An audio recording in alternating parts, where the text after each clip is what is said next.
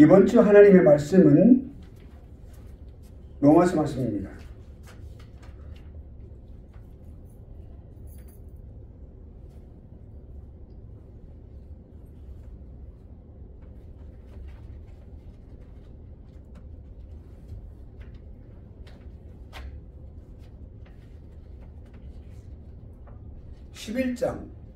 로마서 11장 Romans chapter 11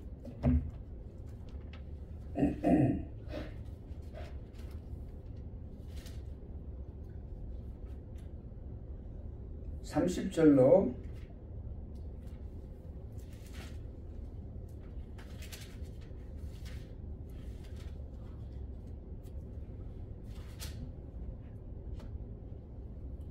36절까지 말씀. 자, 우리 교독하시겠습니다. 로마서 11장 30절로 36절까지 말씀.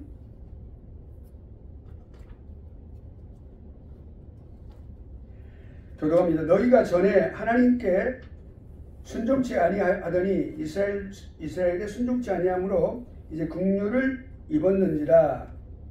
이와 같이 네, 같이 읽으세요.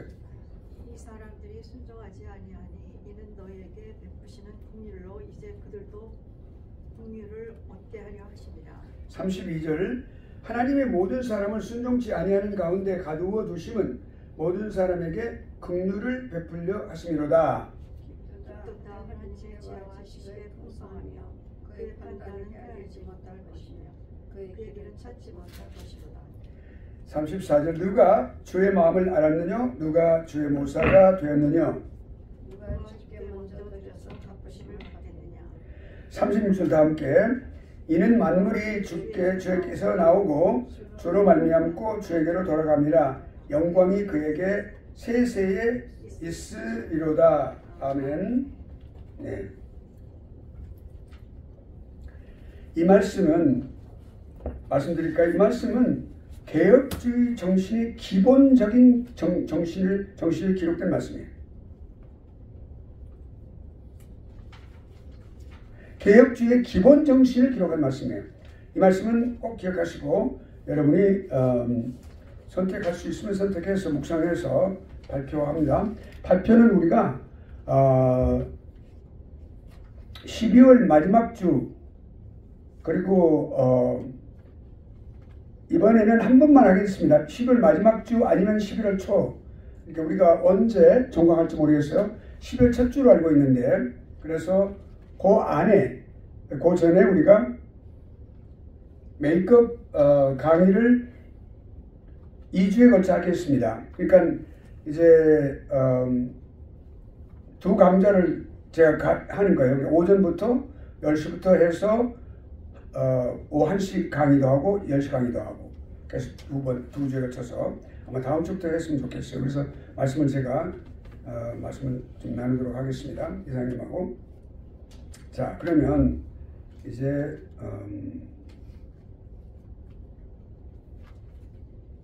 강의를 들어가도록 하겠습니다. 오늘은 심리학 지나서 문제 해결을 위한 작업.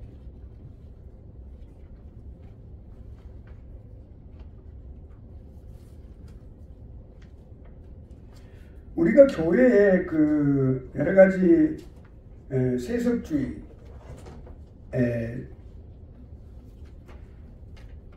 교회에 들어옴으로써 많은 문제를 일으킨다 그렇게 우리가 생각을 했어요. 그거를 공부했습니다. 그리고 이제 오늘은 잠시 심리학이라는 관해서 39페이지 심리학을 잠시 먼저 공부하고 잠시 우리가 생각해보고 그리고 바로 이 문제들을 어떻게 우리가 해결할 것인가. 교회에 세속주의하고 세속주의란 말은 세상에 여러 가지 관점을 가진 것들이 들어오는 거예요. 그리고 이 심리학의 문제입니다. Psychology. Psychology에는 전적으로 하나님이 존재하지 않아요. 그 이론에는. 네. 그러니까 현대 기독교 교육이 교육 철학의 영향을 많이 받는다 그랬죠. 그러니까 그 교육 철학이 심리학이 들어있는, 심리학의 정신이 들어있는 교육 철학의 영향을 많이 받았어요. 자유로울 수가 없어요.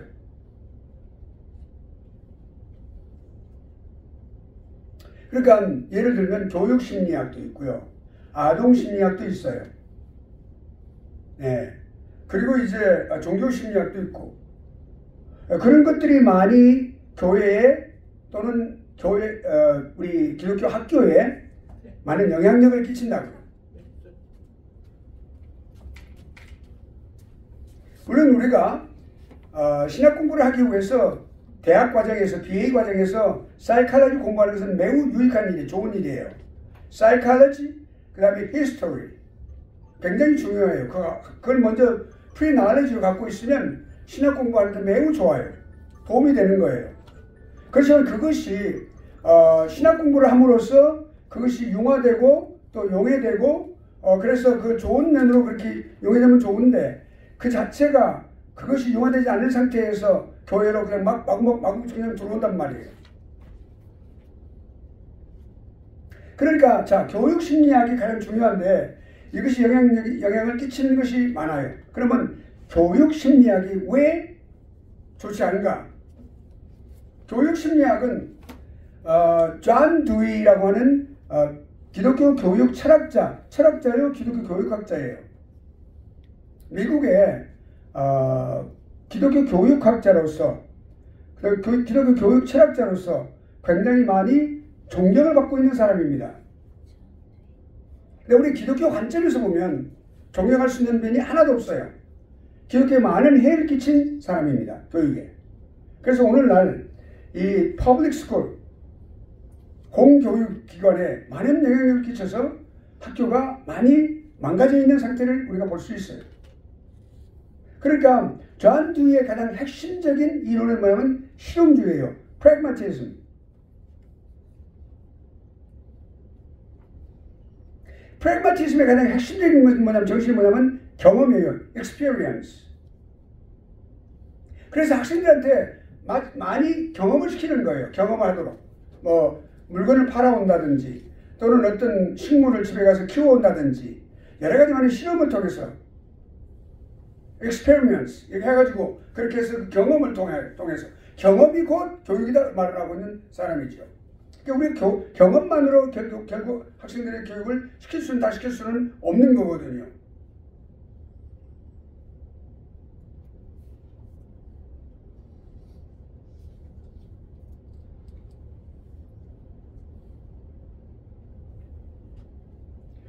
그러니까 어떤 문제가 생기냐면 오늘날 정말 기독교 정신이 들어있지 않는 이런 세속주의적인 이 심리학적인 그런 관점, 교육 심리학적인 관점에서 이런 것을 바탕으로 한 그런 정신으로 교육을 시킬 때 어떤 문제가 생기냐면 예수 그리스도를 우리는 기독교 교육이 뭐라고 그랬죠? 예수 그리스도를 가르친다고 그랬잖아요.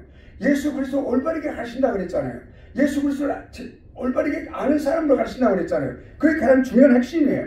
그런데 예수 그리스도를 여러 가지 많은 모양으로 가르치게 갖게 되는 거예요. 사람마다 틀리게. 어떤 사람은 혁명가로, 어떤 사람은 위로자로. 그리스도 모습을 말이죠. 사회 개혁을 하는 사람으로, 뭐 초자연적인 신비주의자로. 경험을 하는 신비주의자는 계속 경험을 해야 되거든요. 그 신비를 체험해야 돼. 체험주의자로. 체험의 대상으로.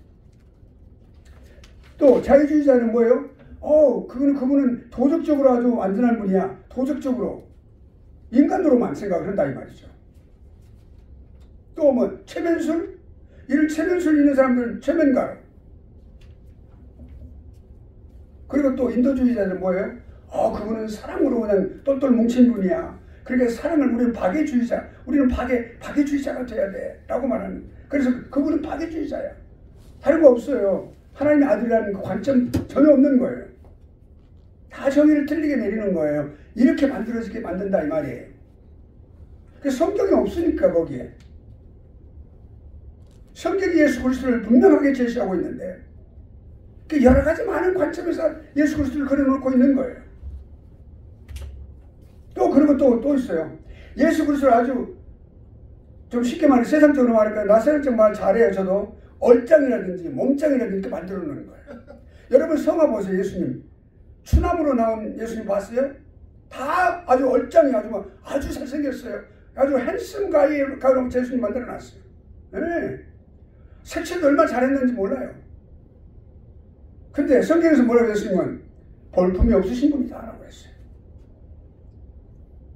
그러니까 그 아름답지 못하다고 말씀하셨어요. 근데 그렇게 만들어 놔요. 흑인들은 어떤 줄 알아요? 예수님을 흑인으로 만들어 놨어요. 흑인으로 그림을 그려놓은 거예요. 그걸 보고 경악을 했어요. 그런 거예요. 자기 마음에 맞도록 사람들 이렇게 예수님의 상을 만들어 놓은 거예요.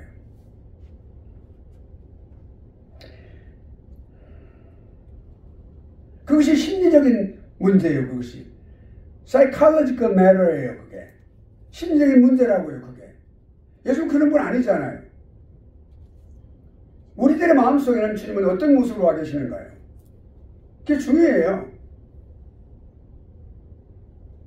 하나님의 아들이에요. 하나님의 아들 독생자 제1위 하나님. 그 점이 다 누락되고 있어요. 없어요. 심리학의 문제점이에요. 그러면 어떻게 해야 될까요? 본론으로 돌아가야 돼요. 원래로 돌아가야 돼요. 처음으로 돌아가야 돼요. 본연의 자세로 돌아가야 돼요. 올바른 그런 안목으로 봐야 돼요.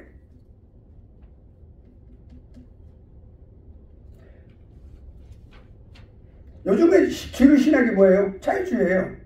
아주 신신학이라고 하고 그걸 다 따라가고 있어요. 알게 모르게 그냥 막 다 따라간다고요. 그러면 안 되겠죠.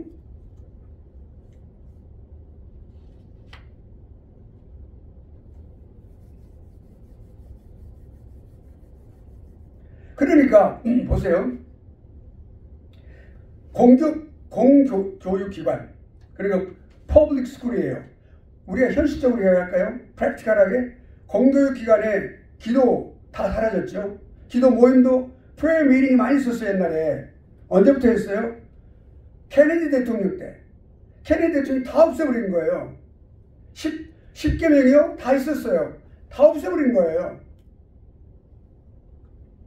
좀 말이 좀 너무 지나친 거 용서하시기 바랍니다. 왜 케네디 대통령이 이렇게 비참하게 텍사스에서 이렇게 암살을 당했을까요? 하나님께서 가만두시겠어요? 그런 사람을? 예수 그리스도를 말살시키는 사람을 가만두시겠냐고요? 하나님의 진노하심이 그 조그만한 꼬물이 같은 인간을 갖다가 그렇게 해서 사람들은 막 그렇게 인기를 끌고 있는데 오늘날도 그랬어요. 오늘날도 그 어떤 사람을 누군지 모르겠어요. 내가 누구라고 말 안 해요. 그 사람만 지금 어쩌고도 하는 그 대통령 작동 사람 막 좋다고 막 말하는 사람들 어리석은 사람들 아닙니까? 그 사람이 무슨 대통령이 될 수 있어요? 예? 공산주의 사상을 갖고 있는 사람은 어떻게 대통령이 될 수가 있었냐고 봐서 한번 생각해봐요. 어리석은 사람들, 기독교인들도 어리석은 사람들이에요. 좋다고 박수 치면서 말이지. 그리고 악을 쓰고 다니고 말이죠. 하라고 말이죠. 교회마다 돌아다니면서. 그거 어리석은 사람 아니에요? 그 사람 믿는 사람 아니에요. 그 사람들은. 조심해야 된다는 거예요.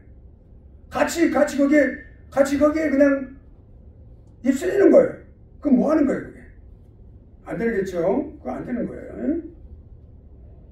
그러니까 어떤 종교도 허용하지 않는 거예요. 생명의 종교를 미국에서 더 이상 허용하지 않게 되어 있어요. 그러니까 누가 뭐라고 했어요? 새롭게 대통령이 된 사람이 지금 뭐라고 말하라고 했어요? 근데 이름은 말하잖아요. 기독교를, 그러니까 미국에서 기독교를 살려내겠다고 그랬어요. 공언했어요. 퍼블릭들이 말했어요. 대통령 당선되고 난 후에. 그 사람이 누굽니까? 제대로 믿는 사람 아니에요? 어떻게 그런 말을 할 수 있을까요? 지금 세대가 어떤 세대인데? 근데 그렇게 말 목숨을 걸고 그렇게 이야기하는 거예요. 두 번이나 암살당할 위기를 지나간 사람이 그렇게 말하고 있는 거예요. 목숨 내놓고 하고 있는 거예요. 여러분, 정말 정신 차려야 돼, 믿는 사람들이. 그런 사람들은 전도사도 아니고, 선교사도 아니고, 목사도 아니고, 장로도 아니에요. 평신도일 뿐이에요. 우리를 부끄럽게 하는 참 그런 일들이 생기고 있는 거예요. 그리고 그리스도인 미국에서는 실제로 일어나고 있어요. 크리스찬들이 너무 공교 퍼블릭 스쿨에 보내기가 너무 힘드니까 성경이 너무 위배되니까 아이들을 안 보내고 직접 가르쳐요. 그런 부분들이 많이 생겼어요. 미국 사람들. 그것을 홈스쿨링이라고 말해요. 홈스쿨링. 미국 한국 사람들 그렇게 하는 사람들 정신적으로 참 지적으로 많이 된 사람들 그렇게 하고 있어요. 많은 수준은 아닌데 미국 사람들은 많이 하고 있는데 근데 어떤 줄 아세요? 정부에서 그런 사람들 라이센스 가야 된다고 전부 다 그렇게 말을 해놔버렸어요. 정부가 그렇게 막고 있는 거예요. 그런 것들. 심지어 대통령이 어린 생명들한테 너희들이 성별을 이렇게 마음대로 정하라. 분명히 하나님은 남자와 여자로 만들었잖아요. 분명히 남자 여자잖아요. 남자 여자뿐이에요. 근데 내가 다른 제3의 성을 가질 수도 있고 아무런 성도 아니라고 말할 수 있고 내가 남자로 분명히 태어났는데 신체적으로 남자인데 내가 여자라고 말하면 여자가 될 수가 있는 거예요. 또 바꿀 수도 있다고 그러고 이게 뭐 하는 거예요? 부활절 때 백악관에다 불러가지고 애들을 불러가지고 초청해가지고 그걸 교육을 시켰어요. 이건 천인 공간 하나님의 그 전도하시면 어떻게 감당하려고? 인간도 아니에요. 여러분 이거 다 지금 다 나가고 있어요. 세계적으로. 정신 차려야죠. 여러분들에게 지금 우리 여기 있는 우리 아부들에게 막중한 책임이 있어요. 여러분은 그걸 지고 있어야지. 그걸 공부하고 있는 이 순간에 말이죠.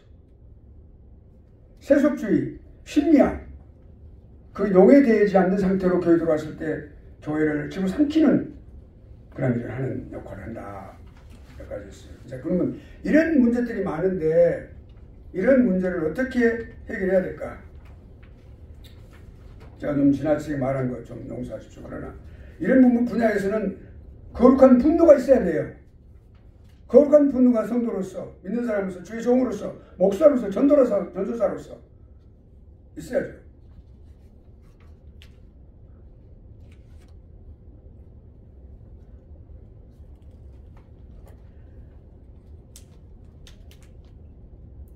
자, 하나님의 관점에서 한번 봅시다. 학교에서 가르치고 있는 것이 무엇을 가르치는가를 봐야 돼요. 무엇을 가르치고 있느냐? 그 과목들, 과정들, 커리큘럼을 봐야 돼요. 커리큘라. 이걸 봐야 된단 말이에요. 이것이 무슨 인간의 어떤 관점에서 보느냐? 아니면 하나님의 관점에서 보느냐? 이게 중요해요. 하나님의 관점에서 봐야 되겠죠. 기독교 교육 목적을 회복해야 된다.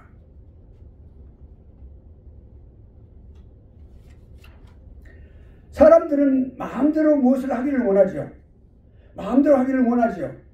그런데 그거를 하나님 뜻 아래 자기 자신을 굴복시켜야 돼요. We must surrender ourselves to God. 우리가 하나님 앞에 우리가 우리 자신을 굴복시켜야 돼요.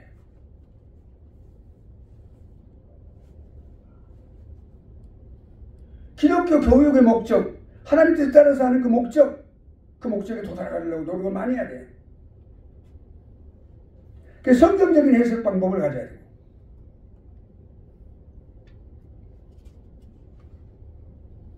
하나님 말씀이 뭐라고 해요? 깊도다 하나님의 지혜와 오늘 우리가 이번 주 말씀으로 된 로마서 11장 30절 이하의 말씀 36절 6절 말씀이 이렇게 나왔어요. 깊도다 하나님의 지혜와 지식의 부요하며 그의 판단은 증당치 못할 것이며 우리 인간이 증당할 수가 없어. 그의 길은 찾지 못할 것이거든 우리 어떻게 찾을 수 있어? 누가 주의 마음을 알았느냐? 우리 주님의 마음을 달라고 기도해야 되는데 우리는 없어요. 누가 그의 모사가 되었느냐? 우리 어떻게 우리가 하나님의 카운슬러가 될 수 있냐? 하나님이 우리의 카운슬러가 되시는 거지. 누가 주께 먼저 드려서 갚으심을 받겠느냐? 먼저 올 테니까 하나님께 우리에게 다 오셔서 하나님의 사랑을 우리에게 베푸셨죠. 이는 만물이 주에게서 나오고 모든 것이 하나님으로부터 나왔어요. 창조로부터 모든 게 하나님의 계획도 그렇고 하나님부터 나오는 거예요. 인간이 출발점이 아니라는 것이죠. 제1 원인은 하나님이시다. 이런 관점이 분명하게 있어야 돼요.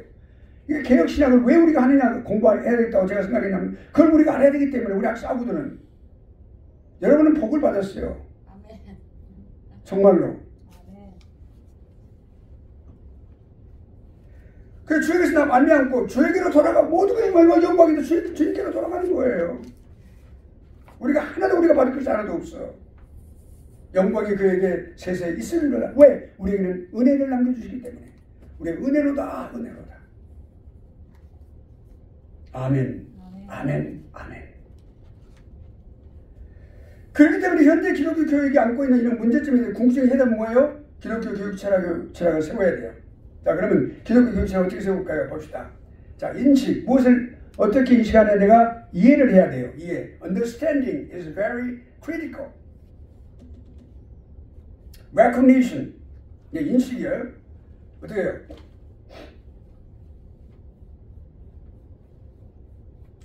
교육 철학이라고 하는 것은 우리가 교회에서 물론 신학교에서는 또는 다른 기독교 교육 학교, 주일학교 또 많이죠 우리가 그런 교회 안에서 학교 모든 학교들은 다 당연히 우리가 교육을 하고 있지만 교회에서 그러니까 목회 현장에서 말이에요. 목회 현장에서 무엇에 중점을 둬야 되는가? What we needed to point out. 우리가 무엇을 중점적으로 생각해야 될 것인가? 무엇을 강조해야 되는가? 우리 목회자가 무엇을 인식하고 생각하고 선택하는가? 그렇게 하는 것을 도와주는 거예요. 그 교육 철학이 온전하게 그 목회자에게 있을 때 올바른 교육을 시키겠죠. 방법론이에요. 성경신학은 원리를 말하는 거고. 그러니까 우리가 중요한 것은 그 교회론을 우리가 Biblical Eschatology 이거 기독교 교회론 성경적인 교회론 이걸 우리가 잘 생각을 해야 되고 알아야 되고 이해해야 돼요. 자 그러면 개혁주의 교회론은 뭐냐? 하나님 중심적이에요. 하나님 주권 중심이에요. 하나님의 주권으로 교회를 다스리신다. 인도하신다. 두 번째는 성경적인 교회론이에요. 성경에 따라서 간다. 교회 교단들 여러분 교단의 헌법이 있어요. 다. Denominational Constitution이 다 있어요. 또는 바일로가 다 그 밑에 있죠. 다 있어요. 교회들 갖고 있는 바일로. 다 그 어디로부터 나와요? 성경에서 나와요. 특히 장로교회가 그 출발이었는데 장로교회 헌법이 어디서 나왔어요? 성경에서. 성경 아닌 것이 없어요. 성경에서 나온 거예요. 신앙 고백서에서도 나왔었으니까.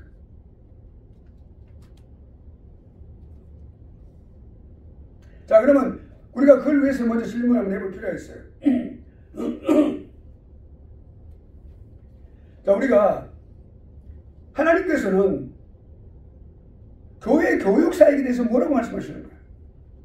교육사역은 교육사역, the ministry, the educational ministry는 이런 것이다 라고 하나님께서 뭐라고 말씀하시는가? 그건 말씀에 기록되어 있으니까 그걸 뭐라고 말씀하시는가? 계시라고 하는 것은 그 특별 계시 하나님 말씀 속에 들어있어.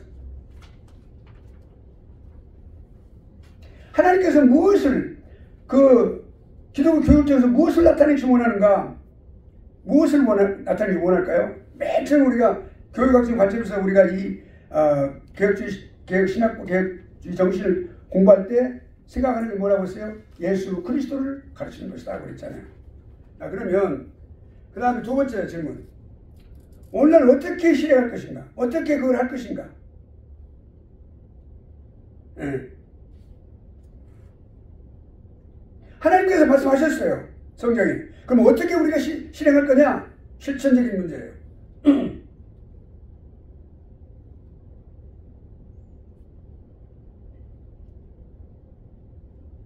또 세 번째는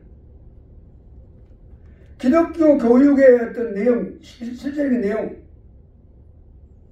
특징, 목적 이런 것들 말이다. 적용이 중요해요. 어떻게 가르칠 거냐?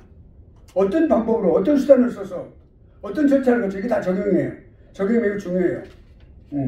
자 그러면 한번 더 깊이 들어가 봅시다. 교육의 현장을 우리가 먼저 파악할 필요가 있어요. 교회를 이해해야 되겠죠. 교회가 뭐냐? 왜 교회를 세워졌느냐? 왜 하나님께서 교회를 세웠느냐? 이걸 우리가 알아야 되겠죠? 첫째 질문해 보는 거예요. 교회의 본질은 뭐냐? What is the essence of the church?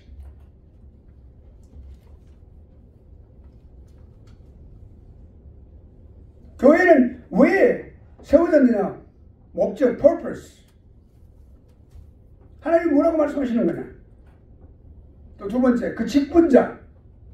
직분은 뭐냐? 역할, 이런 거. 모든 그런 오피스가 있어요. 그렇게 모든 것들 다 듀리가 있단 말이에요. 그런 거 전부 다. 성경은 뭐라고 말씀하시는지 그런 부분에 대해서 분명하게 우리가 교회를 먼저 이해를 해야지 기독교 교육을 이해할 수 있어요. 교회를 이해를 해야 된다. 그 다음에 그렇게 해야만 교육을 시킬 수가 있는 거죠. 교육이 가능한 거죠. 세 번째는 우리가 세속적 문제를 많이 이야기했잖아요. 지금 교회들이 21세기 들어와서 이 교회들이 그전에도 물론 그렇지만 지금 아주 심각해졌어요. 너무 세수가 되어 있단 말이에요. 세수가 되어 있고, 너무 세수가 되어 있어요. 그럼 이런 부분에 교회가 어느 정도까지 세속적인 것을 허용할 수 있느냐? 어느 선까지? 절대 안 되느냐? 어느 정도까지 허용할 수 있느냐? 이 말이에요. 교육 철학적인 관점에서 볼 때 그게 가능하냐?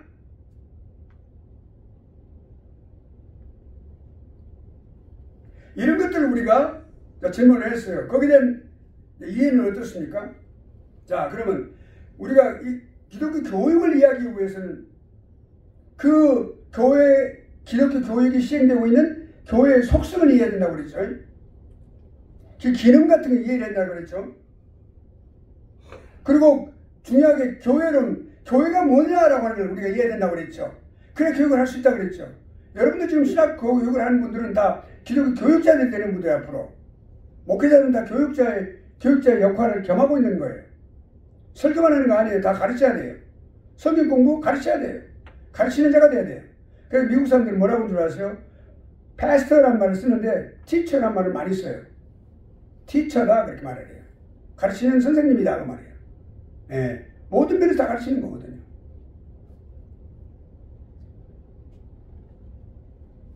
자, 그러면 교회는 뭐냐? 여러분 많이 들어서 아실 거예요. 에클레시아. 이 헬라어가 에클레시아. 에클레토스. 에클레토스하고 에클레오하고 두 개가 합성화되어 있어요. 다 불러낸단 말이에요. 근데 어디로? 공공적인 장소로 불러낸단 말이에요.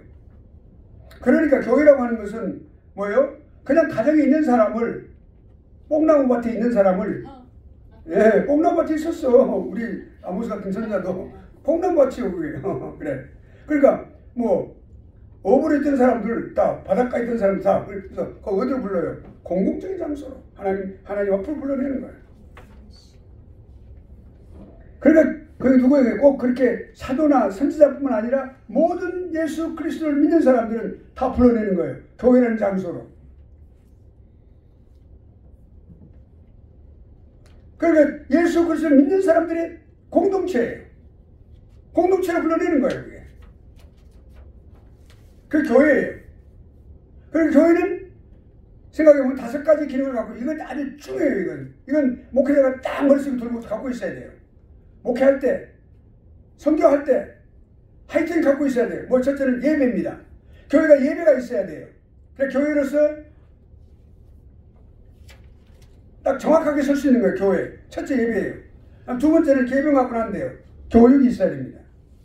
성경 공부를 그러니까 교회를 세울 때 처음부터 예배를 드리는 건 아닌데 성경 공부를 시작해서 드리는 경우가 많아요. 반드시 교육은 있어야 돼요. 예수님의 중요한 그러니까 예배는 그 속에 뭐가 있어요? 설교예요. 예배에 꽂힌 설교예요. 그러면 예수님의 두 가지 가장 중요한 핵심적인 사역이 뭐예요? 말씀 전하는 것과 그 다음에 가르치는 거였어요. 전하는 게 설교예요. 그 가르치는 것은 교육이에요. 세 번째는 성도들이 가만히 앉아서 앞에 목사님만 바라보고 있는 게 아니에요. 성도들끼리 아름다운 교제가 있어야 돼요. 뭐 거기는 말 많이 하는 사람도 있고 적게 하는 사람도 있고 침묵하는 사람도 있겠죠. 그러나 서로 이렇게 밸런스가 이루어져야 블렌드가 돼야 된다. 말 많은 사람 좀 적게 하고 말 적게 하는 사람 좀 더 하고. 그래서 서로 이렇게 대화를 나누면서 서로 아름다운 그런 교제를 하는 거예요. 예수 그리스도 안에서. 그 교제가 이루어지는 거예요. 왜? 예수 그리스도 한 피로 생명을 얻은 사람들이기 때문에 교제는 가능한 거예요. 채널이 같아요. 채널이 같다. 봉사하는 거예요. 서로 봉사하는 거예요. 그럼 교회 안에서 봉사하고 교회 밖으로 봉사하고. 교회 안에만 봉사하면 안 돼. 내 교회만. 어떤 사람들은 그러죠. 내 담임 목사님은 목사님이야. 나 우리 교회 내 장로님만 우리 장로님이요. 다른 교회 장로님, 다른 교회 목사님들은 생각도 안 해요. 그리고 이해도 안 한단 말이에요. 그건 안 되지. 안 되지. 밖에 있는 분들도, 다른 교회들도. 개를 키우면 말이죠. 진돗개가 특별히 그래. 교회 집안에서 자기 주인만 충성하기 때문에 밖에 나면 막 으르렁거리고 막 싸워서 막 물어버리면. 싸우면 제일 잘하죠, 진돗개가. 근데 그러면 안 되겠죠. 사회성이 있어야 돼. 소셜라이즈가 돼야 된다. 그것이 뭐예요? 봉사. 교제와 봉사예요. 그 다음에 전도 및 선교. 교회는 반드시 전도와 선교를 해야 됩니다. 전도할 때 우리가 보면은 절대 교회에서 전도해가지고 사람들 오는 거 거의 없어요. 전도 많이 나갔어요. 27년간 목회하면서 전도 많이 했어요. 혼자도 많이 갔고 우리 성도들도 많이 가고 했어요. 안 한단 말이에요. 그래도 해야 돼. 선교는 두 가지 방법이 있겠죠. 직접 가서 보내서 파송해서 하는 방법이 있고 선교사를 양육해가지고 훈련해가지고 또 하나는 간접적으로 후원하는 경우도 있겠지만 후원만 가지고는 선교라고 할 수 없어요. 선교사를 파송할 수 있어야 돼. 교회가 단 한 사람이라도. 자, 그러면 이렇게 5가지 기능이 있습니다.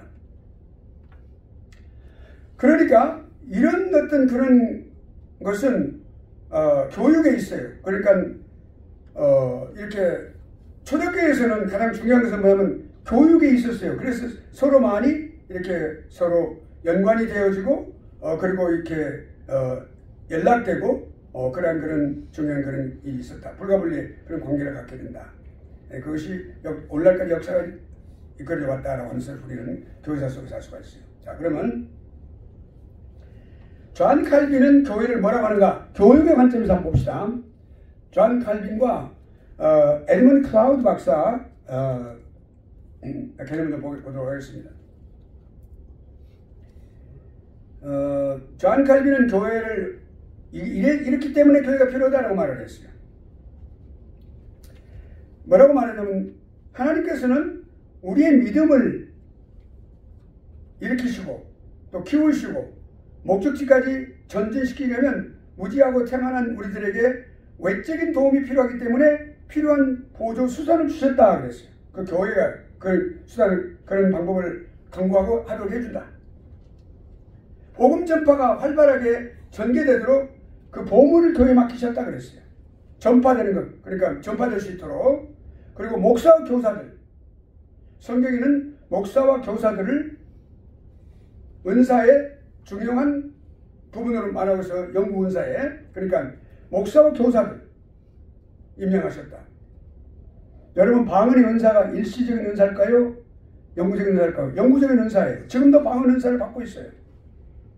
그런데 초대교회 때 방언 은사와 지금 방언 은사는 달라요.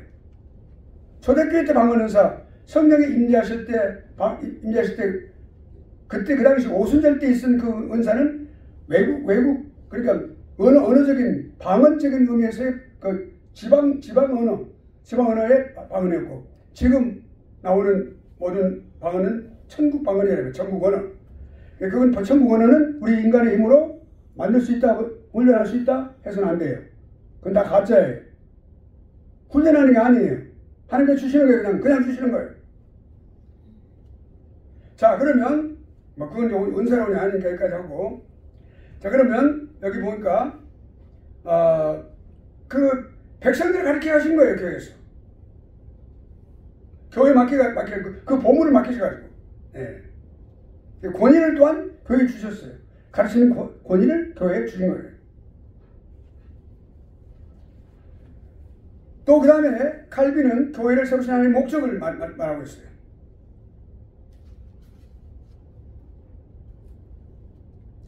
교회의 품속으로 자녀들 모시는 것을 기뻐하셨다. 그러니까 너희들 내가 너희를 부르리라. 내가 너희를 부르리라. 계속 그렇게 말씀하셨어요. 계속 그렇게 말씀하신 거예요. 하나님은 부르시는 하나님이에요. 우리 인간은 흩트기를 좋아해요. 갈라놓기를 좋아하고 갈라치기를 좋아하지만 하나님은 부르시는 하나님이세요. 불러 모으시는 분이세요.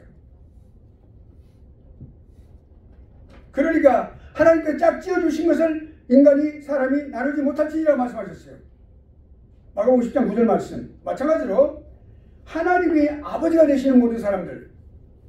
그래서 교회를 어머니라고 부를 수, 그러니까 교회를 어머니를 두지 않은 사람은 하늘의 아버지를 둘 수 없다라고 말을 했어요. 교회 나오지 않는 사람은 하나님을 아버지로 둔 사람이 아니라는 것이죠. 반드시 하늘 아버지를 모신 사람은 교회 나오는 거예요. 교회는 어머니와 같은 존재로서 키우는 거예요. 말씀에 신령한 젖으로 키우는 거예요. 키우는 장소예요. 키우는 역할을 하고 있어요. 율법 하에서도 그랬고 예수 그리스도가 오신 후에도 그랬고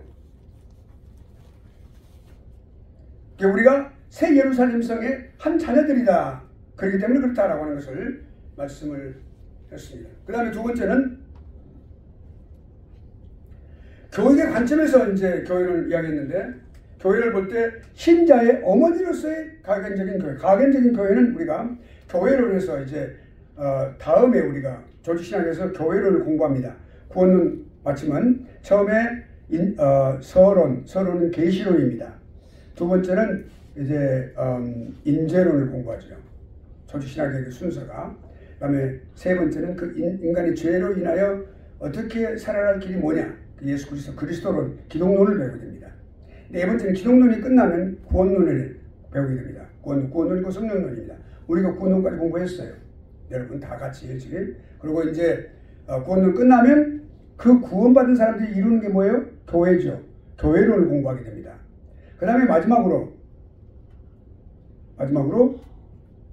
종말론, 에스카탈레지를 공부하게 됩니다. 그러니까 이제 여기 보면 신자의 어머니로서의 가견적인 교회, 거기에 그 교회를 보면은 가견적인 교회와 불가견적인 교회라는 게 나옵니다. 가견적인 보이면 눈에 보이는 교회, 여기 로컬 철치를 말하는 거예요. 다 성도들이 다 있잖아요. 목사님도 있고 다 장로님도 계시고 다 이렇게 다 우리 집사님들, 권사님들 다 있어요. 이렇게 눈에 보이는 교회, 눈에 보이지 않는 교회가 있어요. 하나님께서 인정하시는 교회가 있단 말이에요. 여기는 가견적인 교회, 신자의 어머니로서의 가견적 교회를 말하고 있습니다. 그러니까 성도를 낳으며 양육하며 가르치는 어머니로서의 교회의 역할입니다. 구원을 위해서 반드시 필요하죠. 국왕이든지 그 사람이 대통령이든 아니면 어떤 국민이든 누구든 간에 반드시 꼭 낳고 먹이는 거예요. 교회. 그러니까 교회 들어오면 집사님부터 시작하는 거예요. 카터 대통령이 뭐예요? 카터 대통령이 뭘 했어요? 주일학교 교사를 했어요. 오랫동안 아주 나이가 많은 못할 때까지 다 했어요. 참 훌륭한 사람이에요. 주일학교 선생님을 했어요. 그렇게 하는 거예요. 이렇게 대통령을 하셨는데 훌륭한 사람이죠. 믿음의 훌륭한 사람을 모시고 올 수 있어요. 지미 카터 대통령. 미국에서는 전 대통령이잖아요. 굳이 전 대통령이라고 안 해요. 모든 대통령 하는 분들은 다 프레시던트라고 불러요. 대통령 누구? 대통령 레이건, 대통령 링컨, 그냥 그 대통령이라고 불러요. 지나갔지만, 그것이 미국에서 하는 거예요. 그냥 프레시던 링컨, 프레시던 누구. 그러니까 누가 그 전도 대통령 아니야? 라고 따지지 마세요. 그냥 대통령 그럼 다 통하는 거예요.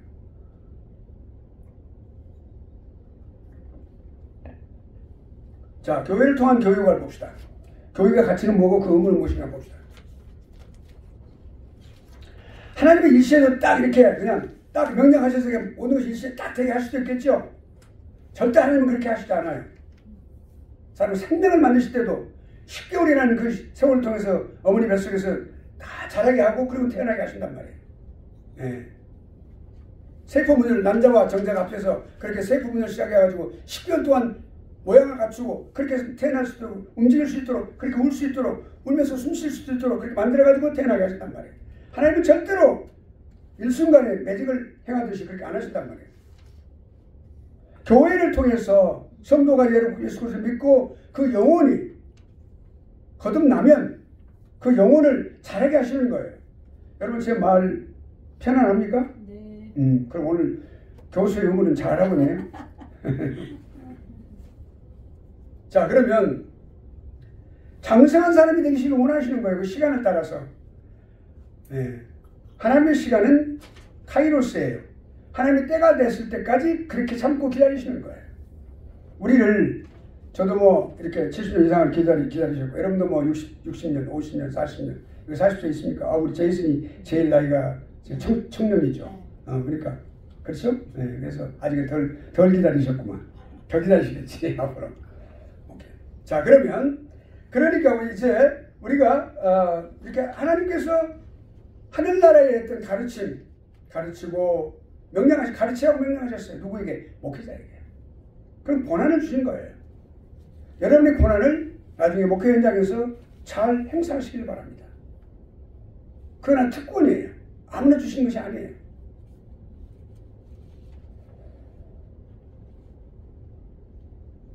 또 목사님뿐만 아니라 교사들에게, 선생님들에게 주일학교에서 가르치도록 그렇게 권한을 교육을 맡기셨어요.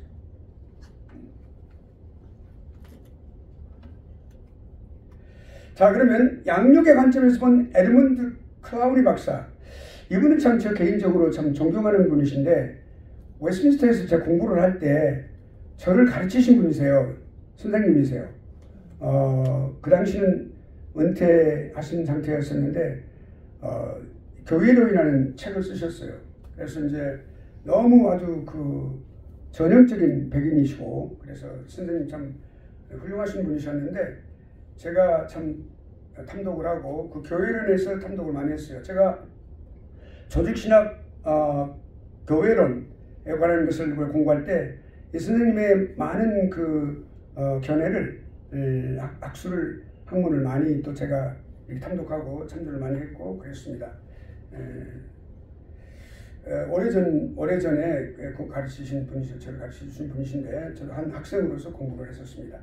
그런데 이 에드문드 클라우니 박사 교수님의 교회론을 보면은 이렇습니다. 첫째, 성부, 성자, 성령 삼위 하나님의 양육에 관한 말씀을 하고 계세요. 그러니까 만일에 사람들이 교회에 대해서 무슨 의미를 잘 알지 못한다 하더라도 반드시 양육함이 있어야만 된다. 양육함이 있어야만 교회가 존재한다. 이렇게 말하고 있어요. 근데 그 양육함이 없이는 교회는 존재할 수 없다. 마치 어머니가 있는데 자녀를 갖다가 양육해야지 어머니로서 역할을 하는 거잖아요. 근데 그 엄마가 그 아이를 내쳤다고 생각해 보세요. 그냥 어디 고아원에 맡기고 그냥 어디 가버렸다고 생각하고 그러면 그 엄마로서 자기 없는 거죠. 교회가 존재하지 않는 거예요. 교회 마찬가지 이렇게 비유로 본다면 양육에 아이를 가르치고 키우는 거예요. 먹이고 키우는 거예요. 양육과 훈련은 달라요. 양육이 됨으로써 그 다음에 훈련 기간에 들어갑니다. 양육과 우리 훈련을 혼돈해서는 안 됩니다. 양육이 잘 된 다음에 훈련을 받는 거예요. 그 훈련은 뽑아서 그럴 만한 사람들을 뽑아가지고 훈련시키는 거예요. 누구로? 예수 그리스도의 제자로 그때 만드는 거예요. 그 제자와 훈련이에요. 그러니까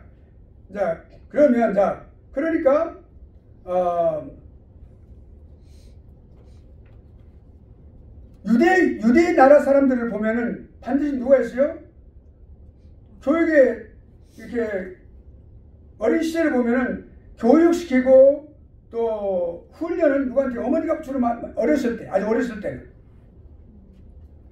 그러니까 보통 한 3살 정도가 3살, 4살까지 보통 3살로 되어 있어요. 어느 날도 그렇게 처음에 태어나면 그렇게 훈련시키고 키우고 양육하고 젖먹이면서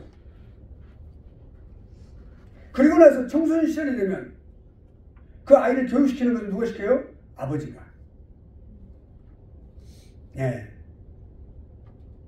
올리브를 꼭 먹이고 저녁에 먹이면서 그 밥 먹고 난 그 식탁에서 식탁 교육을 많이 시키는 거예요. 시켜줘요. 그리고 모든 면에서 시키는 거예요. 그러니까 아버지가 무슨 직업을 갖고 있느냐? 아들이 꼭 아버지한테 그 배우는 거예요. 예수님도 요셉에게 그 모든 목수 일을 배우셨어요. 똑같아요. 그렇게 잘하셨어요. 종교에 관해서 우리가 기독교라고 말하잖아요. 유대 종교를. 우리 유대는 종교예요. 예, 유대 종교예요. 유대 종교 자신의 종교를 그렇게 전통이라든지 전통은 모든 전통은 이제 탈무드에 나와 있죠. 자, 그러면 성경상의 모든 여러 가지 모든 기독교 그러니까 그 구약 이스라엘 역사를 다 공부할 수 있고 있죠.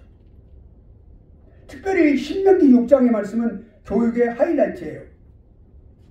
4절에서 9절까지 그것을 실천하고 또 실천하고 또 실천했어요. 다 그냥 기록해가지고 다니면서 한번 우리 잠시 읽어보죠. 신명기. 이거 매우 중요해요. 시험화 교육인데 그들의 교육에 으뜸이 가는 신명기 6장 4절로 9절까지 말씀. 누가 한번 읽어보세요. 이스라엘아 들으라. 우리 하나님 여호와는 오직 유일한 여호와이시니 너는 마음을 다하고 뜻을 다하고 힘을 다하여 내 하나님 여호와를 사랑하라. 오늘 내가 내게 명하는 이 말씀을 너는 마음에 새기고 내 자녀에게 부지런히 가르치며 집에 앉았을 때든지 길을 갈 때든지 누워 있을 때든지 일어날 때든지 이 말씀을 강론할 것이며 너는 또 그것을 내 손목에 메어 기호를 삼으며 내 미간에 붙여 표로 삼고 또 내 집 문설주와 바깥문에 기록할지니라. 아멘. 매우 중요한 말씀이에요.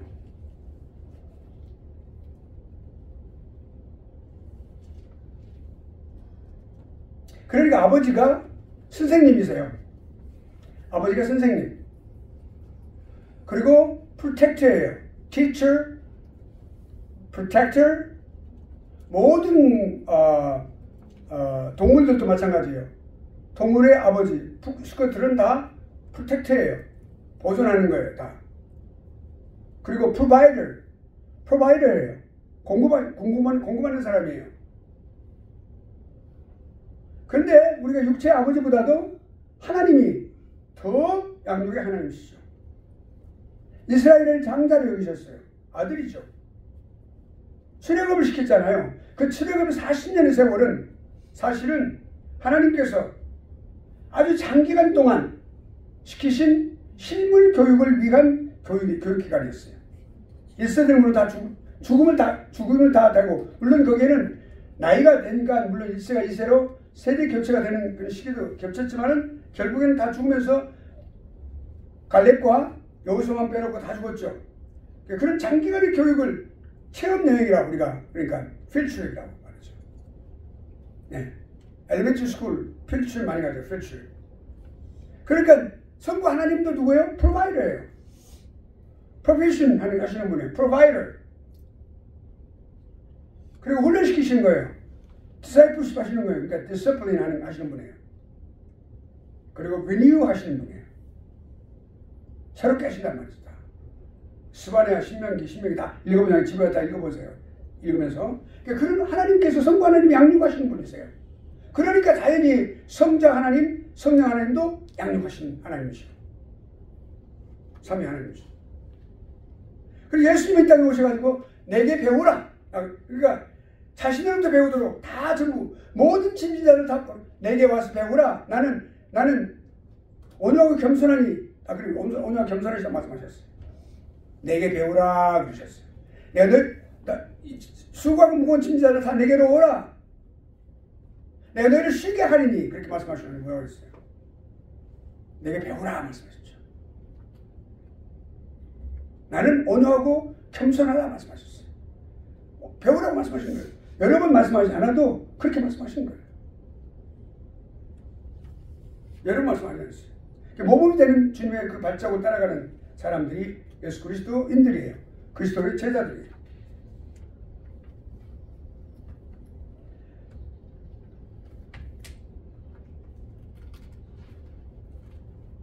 그러니까 성부 하나님께서 아들에게 양육의 의무를 맡기셨어요. 왜냐면 아버지 아들만이 서로 하시거든요. 계시하시니까. 양육의 목표가 뭡니까? 그리스도의 형상 안에서 장성하는 데까지 자라도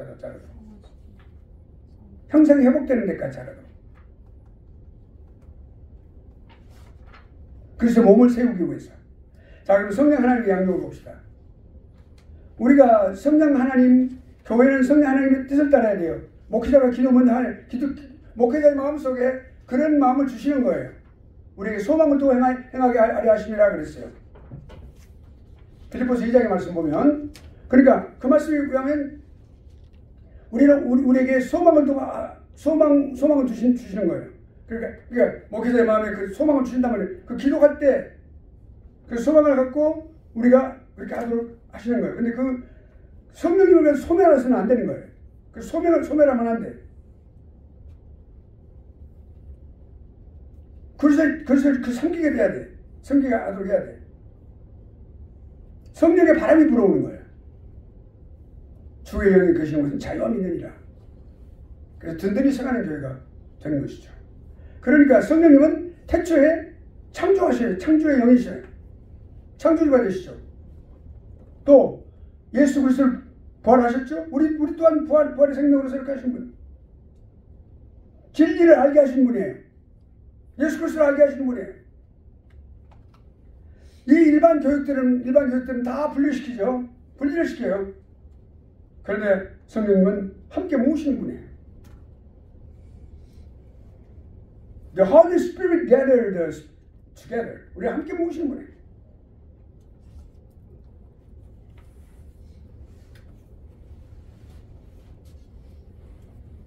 사람들은 진정한 자유가 모든 속박으로 벗어나서 방임하는 것으로 생각하는데 절대 그렇지 않아요. 그렇지 않다. 하나님의 깊은 곳까지 통달하신 우리 성령 하나님과의 깊은 교제가 우리로 하여금 하나님의 지식을 갖고 소유할 수 있도록 그렇게 함으로써 우리가 진리를 알고 그 소유함으로써 우리가 진리를 알고 그 진리가 우리를 진실로 자유하게 하는 그 자유가 어디로부터? 죄악으로부터. 그 말씀이에요. 죄악으로부터의 자유. 죄악의 속박으로부터의 자유예요. 이걸 알아야 된단 말이에요. 자, 그러면 교회와 가정과 학교를 한번 봅시다. 부모의 양육을 보고 교회 학교의 교육을 보고 또 교육 철학 좀 더 교육 철학의 중요한 부분에 또 들어가겠습니다. 잠시 여기 부모 양육, 교회 학교 양육, 교육 보고 한번 들어가도록 하겠습니다. 부모가 자녀들을 가르칠 때 어떻게 해야 될까요? 주님의 교양으로 instruction 그리고 훈계로 discipline 이걸 통해서 자녀들을 뭐예요? bringing up. We must bring up our sons and daughters. 우리 자녀들을 갖다 그렇게 양육해야 돼. 무엇으로? 주님께서 가르치신 것으로. What Jesus Christ taught us. 우리를 가르치신 것으로 가르쳐야 돼. 내가 하나님 말씀을 묵상하면 우리가 알 수 있어요. 뭘 나한테 가르쳐 주는지. 그걸 자녀들을 가르쳐야 돼. 자녀들이 싫다고 그러면 소리를 지를 수도 있어요. 나 그거 듣고 싶지 않아 라고 말할 수 있어요. 그래도 해야 돼. 자녀들이 부모를 뺨을 때리는 자녀들은 없겠지만 비록 뺨을 맞는다 하더라도 해야 돼. 그러면 자녀들은 나중에 무릎 꿇게 돼 있어요. 돌아오게 돼 있어요. 말씀 앞에. 누구 앞에가 아니라 부모님 때문에 돌아온 게 아니라 그 말씀 때문에 돌아오는 거예요. 그러면 부모가 승리하는 거예요.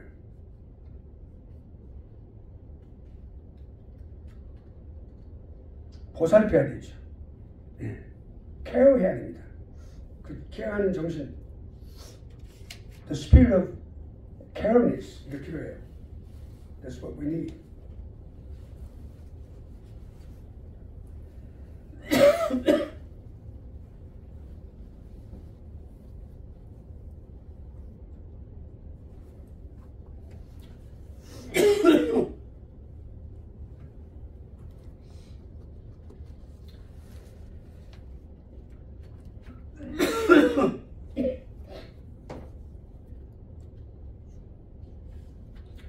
자, 그럼 학교를 볼까요? 교회 학교. 성경적으로 가르쳐야 됩니다.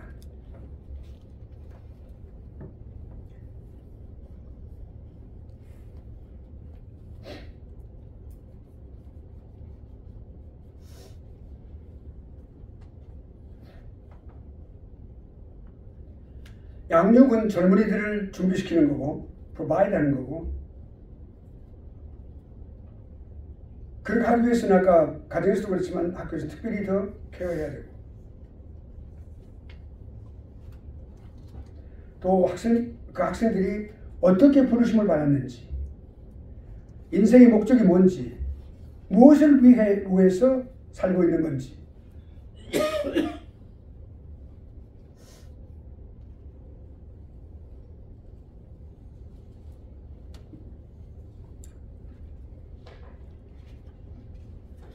그걸 마땅히 가르쳐야 될 것입니다. 자, 그러면 제가 기독교 교육 철학을 좀 보겠습니다.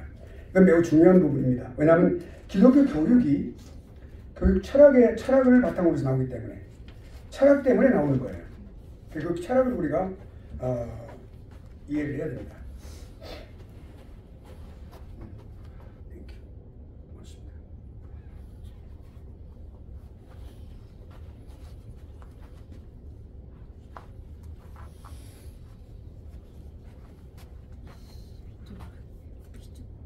전자 이쪽으로. 전자.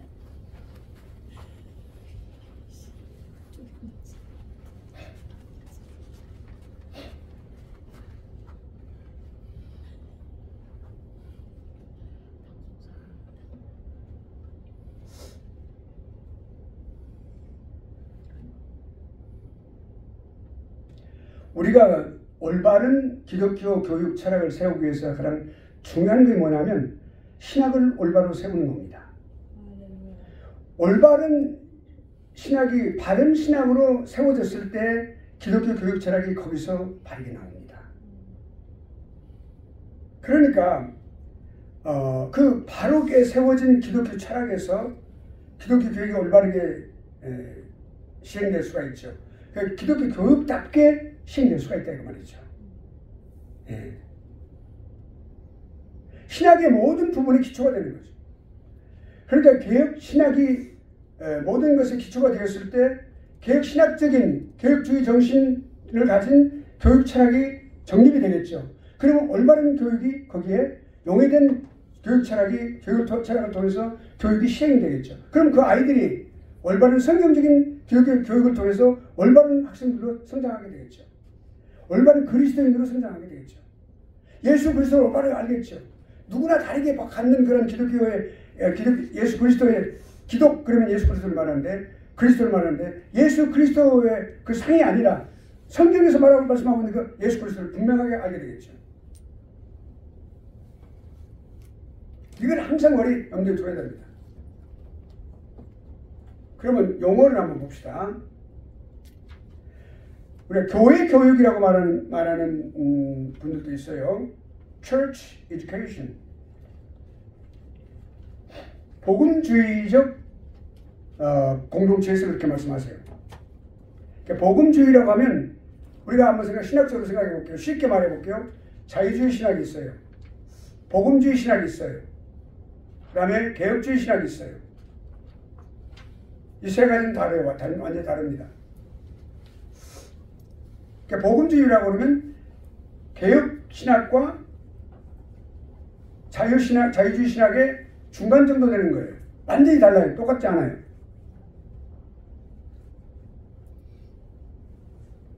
물론 우리 신학은 복음주의적이라야 합니다. 예수 그리스도의 복음을 증거하는 그러한 신학이라야 합니다. 그런데 중요한 것은 뭐냐면 예수 그리스도를 분명하게 성경적으로 이해하고 그리고 성경적으로 그 예수 그리스도를 분명하게 그 구세주로서 예수 그리스도를 증거해야 되는데 그러지 못하면 안 된다. 복음주의는 달라요. 그러니까 우리가 구분을 잘 해야 됩니다. 완전한 성경적인 그러한 신학은 개혁 신학이에요. 가장 성경 the most biblical theology is Reformed theology. 가장 성경적인 신학을 말하라 그러면 개혁 신학입니다. 성경 중심이거든요. 성경 아니면 가지 않아요. 말하잖아요. 성경이 가라고 하는 데까지만 가고 성경이 멈추라는 것은 멈추는 것이 개혁 신학이니까요. 자유주의 신학은 완전히 인본주의예요. 인간의 이성, 하나님의 절대 주권을 믿지 않아요. 구원에 있어서도 하나님의 은혜가 임할 때 인간이 그것을 거부할 수 있다고 하는 분명한 인간 본연의 이성을 내세워서 그 구원을 거부할 수 있다고 말하는 사람들이에요. 그것이 신학이에요. 그러니까 자유주의 신학입니다. 그러니까 이 자유주의 신학에는 인본주의가 그리고 세속주의가 혼합이 되어 있어요. 그러니까 여기 오늘 보면은 복음주의적 선교단체에서는 교회 교육이라고 말을 해요. 그 다음에 로만 캐톨릭. 로만 캐톨릭은 우리가 그냥 캐톨릭이라고 해서는 안 됩니다. 명칭이 중요해요. 항상 신학자들은, 신학도들은 명칭을 정확하게 했어야 됩니다. 그냥 캐톨릭 그러면 안 돼요. 캐톨릭은 만천하가, 하나님께서 만천하에 있는 이 온 세계에 있는 가장 하나님께서 인정하신 교회라고 하는 뜻이 있어요. 캐톨릭이라는 말이. 그렇게 로만 캐톨릭이라고 해야 돼요. 로마 카톨릭이라고 말을 꼭 해야 됩니다. 예. 거기서 로마 카톨릭은 어디예요? 그거는 종교교육이라고 해요. Religious education이라고 해요. 자유주의자들도 이 religious education을 많이 쓰고 있어요.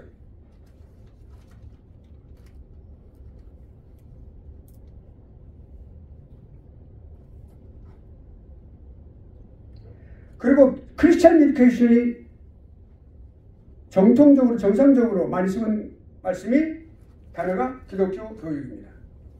지금까지 우리가 써왔던 단어가 바로 그 기독교 교육이에요. 네. 여러분 그렇게 용어를 확실하게 하는 것이 좋습니다. 알기를 바랍니다. 그러니까 그 용어가 신앙교육에 있어서 신학적인 입장을 나타내는 거죠. 그 딱 보면 이런 단어를 쓰고 계시구나. 이분은 이런 배경을 갖고 계신 거라고 이해할 수 있어요. 여러분이. 예. 앞으로 그렇게 이해할 수 있습니다. 이런 공부를 하게 되면 그런 능력이 이제 생기는 거죠. 그런 이해할 수 있는 능력이 생기는 거죠. 그러면 현실적으로 한번 봅시다.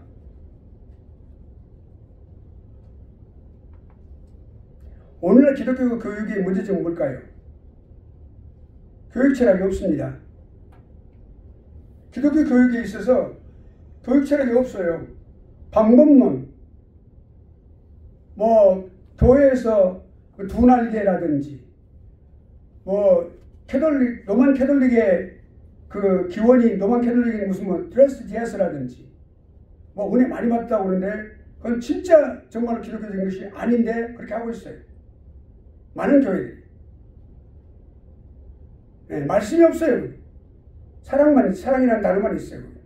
아무튼 제가 그런 걸 그냥 객관적으로 그렇다는 걸 말씀을 드리는 겁니다.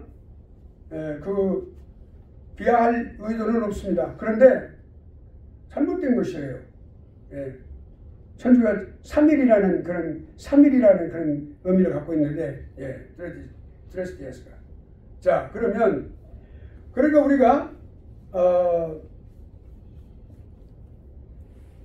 유대인의 교육, 오늘날 유대인 교육을 외치는 것이 아주 신비스럽게 생각하는 사람들이 유대인 교육이면 아주 특별하다 이렇게 많이 생각하고 있어요. 좋은 점 많이 있습니다. 아주 훌륭해요. 그런데 유대 교육에도 문제가 있다는 것을 여러분 신학적으로 예수 그리스도의 신약을 완전히 인정하지 않거든요. 인정하지 않아요. 구약만 인정하고 있어요.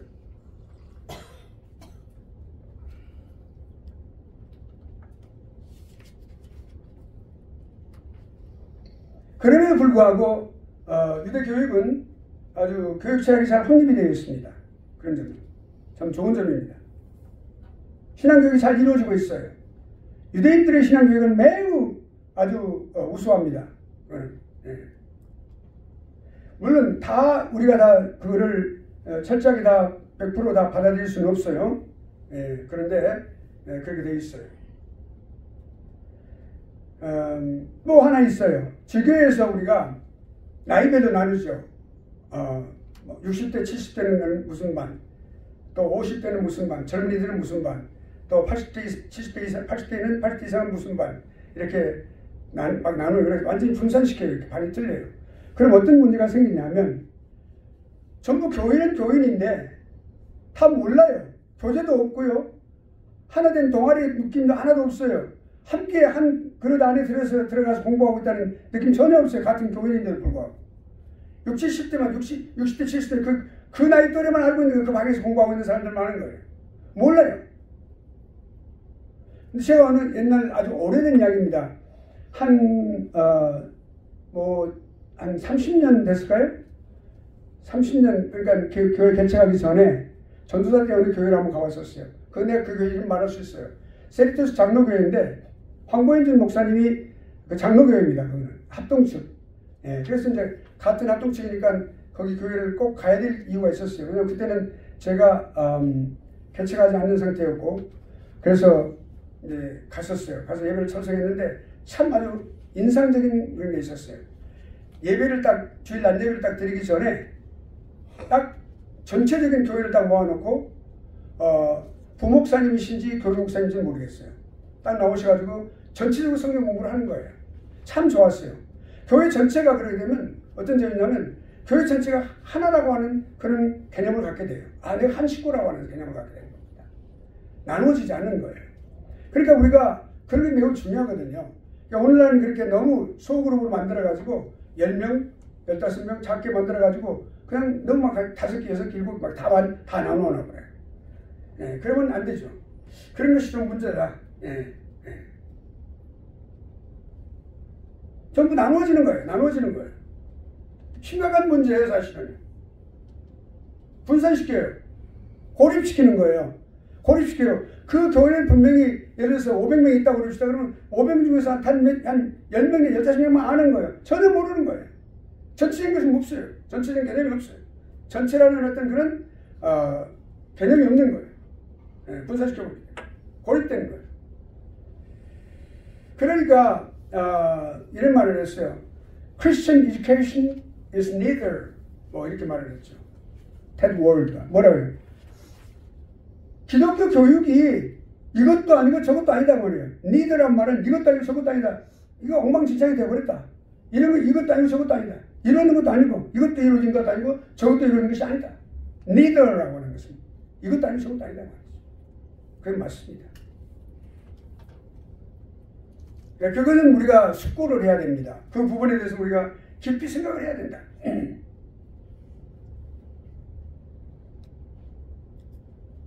왜 그렇게 오늘날 우리 교회가 그렇게 그룹별로 나누는 것을 그렇게 왜 좋아하는가? 우리는 이 교육기관입니다. 이 신학교는. 그래서 우리 기독교 교육학점 관점에서 우리가 지금 개혁신학을 공부하는데 기독교 교육학을 공부하고 있어요. 사실 여러분 지금. 기독교 교육은 제가 부전공인데 이 기독교 교육학을 공부할 때 여러분 지금 굉장히 중요한 과목들을 공부하고 있어요. 지금. 예. 그러니까 이 부분에 대해서 한 번씩 깊이 생각을 해봐야 되는 교육자로서.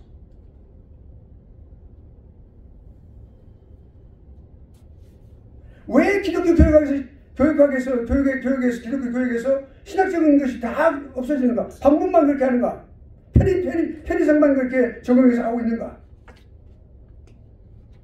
공동체라고 하는 것은 전체거든요. 교회는 하나님은 하나로 딱 묶어놓으셨어요. 다 부르셨어요. 남녀노소. 어린아이까지 와서 예배를 드리는 건 참 아름다운 모습이요. 미국 사람들 다 와서 예배를 드리는 그런 교회들이 많아요. 애들까지 와가지고 조용하게 어른같이 똑같이 예배를 드려요. 아름다운 모습.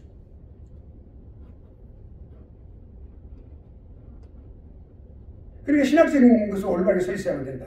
그래야 올바른 기독교 교육 철학이 나온다. 그것이 사실 말하면 이 쉐마 교육, 신명기 6장에 있는 쉐마 교육을 그 정신을 올바르게 시행하는 것이다. 결과적으로. 네. 왜냐하면 그 쉐마 교육에서는요, 나중에 좀 더 이제 신명기 지금 공부를 더 하겠어요. 그런데 오늘은 더 이상 안 가는데 여기 지금 쉐마 교육에서는 다 조금씩 다 부분적으로 다 공부할 거예요. 그 뭐야? 중국 궁주가 뭐냐면 거기서 이거 두 가지예요. 첫째는 너희들이 그걸 잘 공부해라. 너희 자신들이. 이 말씀을 받는 너희 세대가 이걸 다 잘 익히고 있어야 된다. 그리고 두 번째는요, 너희 자손들에게 가르쳐라 그랬거든요. 그럼 너희들만 공부하는 것이 아니라 너희 자손들도 꼭 가르쳐라. 이거 쉐마 교육의 정신이거든요. 그러면 우리가 교회에서 자녀들이 왔어요. 물론 자녀들이 주일학교에서 가르치겠죠. 그래도 고린도에 있어요. 같이 공부를 할 때 같이 공부하면 그 자녀들이 똑같은 말씀을 강단에서 외치는 말씀이 전해지는 거거든요.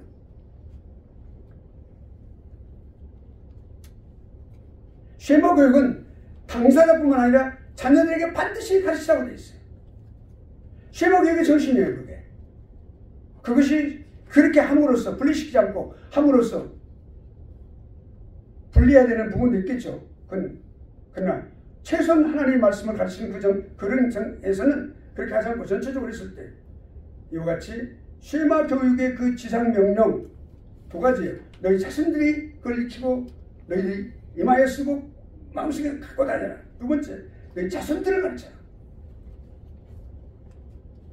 이것이 쉐마 교육의 정신입니다. 그 정신이 그렇게 했을 때 이루어진다는 말씀입니다. 하나님은 구약에서부터 이미 교육자이신 양육자이신 하나님은 이와 같이 처음부터 구약에서부터 신명기에서부터 우리에게 말씀하셨어요. 신약에서만 오셔서만 말씀하신 게 아니라 우리에게 막중한 사명이 있어요. 여러분들이 여기서 공부 열심히 하고 최선을 다해서 공부할 때 훌륭한 교육자가 되실 거예요. 네. 그래 하면 되고 여러분의 나음에 여러분의 어깨에 10명에서 1000명, 10,000명에 이르기까지 많은 사람들이 여러분 어깨에 달려있을 하나님께서 맡겨주실 거예요. 그 책임이 있단 말이에요. 오늘 여기까지 하겠습니다. 네.